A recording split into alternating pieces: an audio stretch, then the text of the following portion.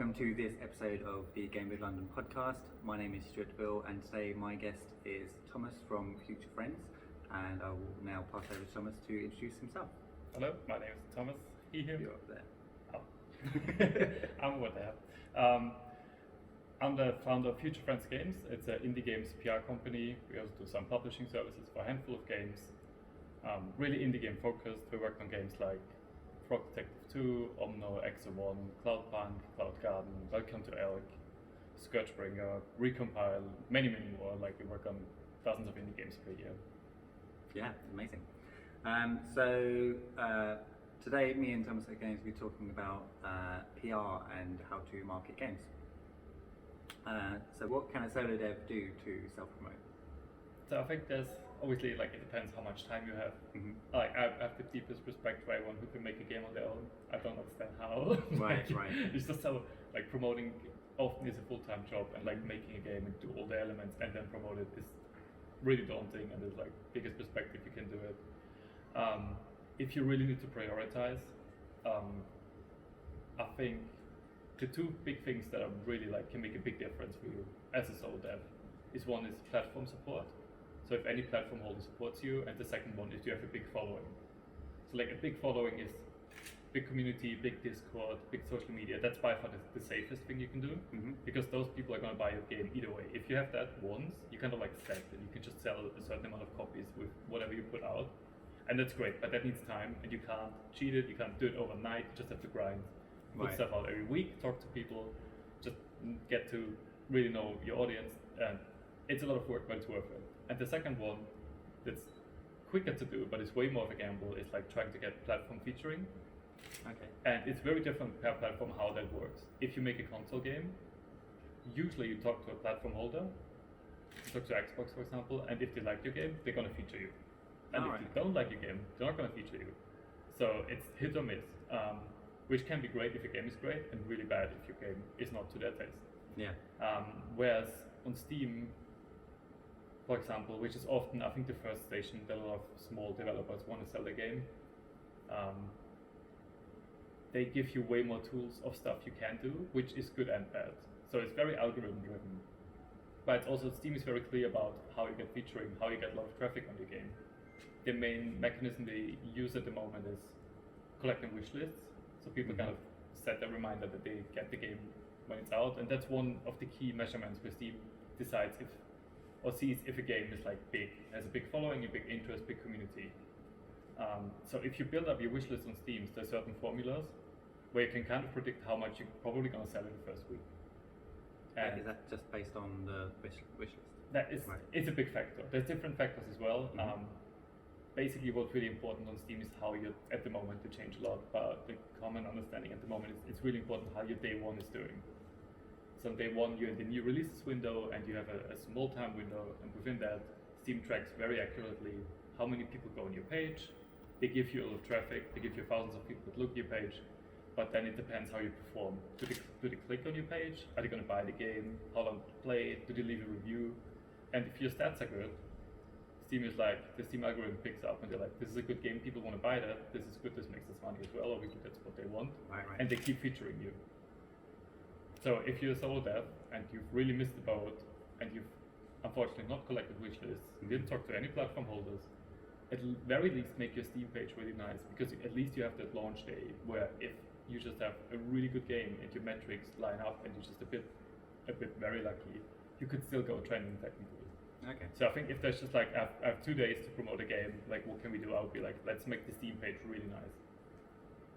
That's really good, because that leads us into my next question, which is how do you make a good Steam page? Yes, it's definitely like one of the most asked questions we get at the moment. I think really important to understand on the Steam page is, firstly, how do people find your Steam page? Right. And a big part of that is like little listings where it says new games released, new and trending, or certain featurings you get within the store that every game gets that comes out. They get a certain amount of views. So I think really using Steam by yourself and seeing why and where games are promoted is really important. There's something called a capsule image, which is just like a little logo, like a little artwork. And that is a thing that shows up on loads of listings, and that's often the only thing people will see about the game. there's 20 new games, and if you don't stand out there, and they click somewhere else, that's a stat you lost in Steam Right. because they didn't click you. And so putting a lot of work into that, I think, is really important. Having a really nice video that just explains what the game is really, really extremely important. Having GIFs on the store page is great because they autoplay without you having to click the video. Steam is not very explicit about the ability that you can add GIFs, but you can. Mm-hmm. So I think that's a thing you should definitely do. And really important for the understanding is you don't want to get the most people clicking on your Steam page. You want to get the right people on your Steam page. Ah, okay. Because if they click on it and then they don't buy it, that's bad. And if they click on it and they buy it and then they hate it, that's the worst. Because a bad Steam review is really, really bad. If you have bad Steam reviews, it's really hard to sell anything on Steam. So we worked on a game called Fugle, which is about a bird where you just fly around. It's voxel look. It's really nice. It's really relaxing. But there's no missions. There's no story mode. It's just for relaxing. So the whole Steam page was just like, if you want to relax, this is your game. But also, there's no story mode. There's no missions. We're not hiding this. Please, if you like missions, don't buy this game because they're gonna not. Those people are not gonna like it, and they're gonna ruin the Steam page pretty quickly. Yeah. So you have to be very clear.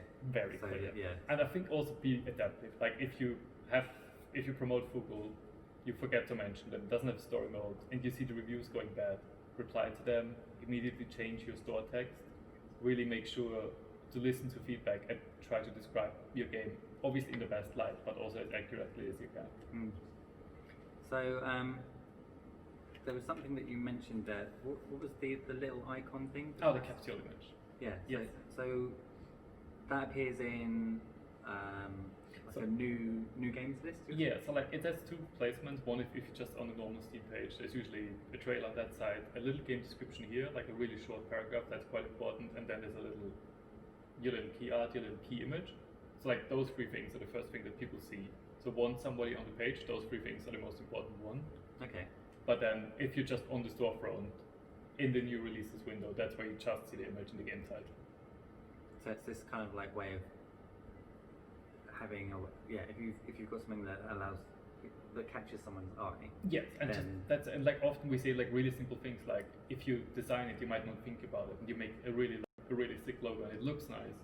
But it's like, do you see if somebody only sees this image and nothing else? Do they understand what your game is, or is it just a nice logo?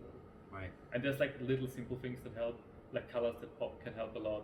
Having characters on there, just one big face, just something that draws your eye to it helps. Mm-hmm. What we often do or recommend is go to Steam, take a screenshot, Photoshop your own game in the current list. Does it stand out? Right. Yeah. That's good. Yeah.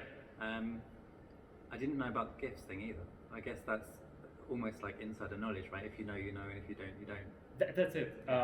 For years, it used to be a thing that you can have GIFs on your Steam page, but only if you take a GIF and call it a JPEG. So it was kind of hack. Okay. And now you can actually upload them as GIFs, but the Steam documentation didn't quite catch up, so it's not mentioned you can do that, but you can. Right. Yeah. It's definitely a good thing to know because, like I say, if you can't autoplay videos, which is, as you know, as I know from setting up like a website to display things, that the first thing you want is that when someone comes to your page, there's something going on. You don't.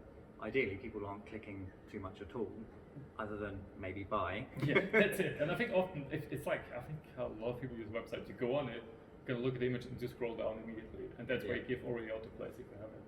Yeah, that's cool. What would you say is your top tip for indies?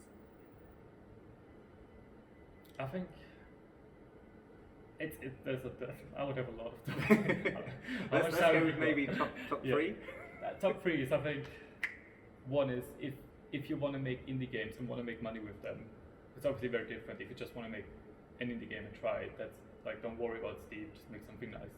If you want to make money with it, I think doing your research before you start is a very good thing. Mm-hmm. And now as a game developer, it maybe seems like, oh, but this holds me back in my artistic vision. And to a certain extent, it probably does. But if you want to make money with it, then you can't 100% be artistically free, I think, with what you're doing. Yeah. So you probably have to find a compromise of the stuff. Thanks for watching this clip of Game Dev London podcast. If you'd like to see the full episode, just visit gamedev.london and you can find all of the links where you can listen to the full audio version. Thanks for coming and see you in the chat.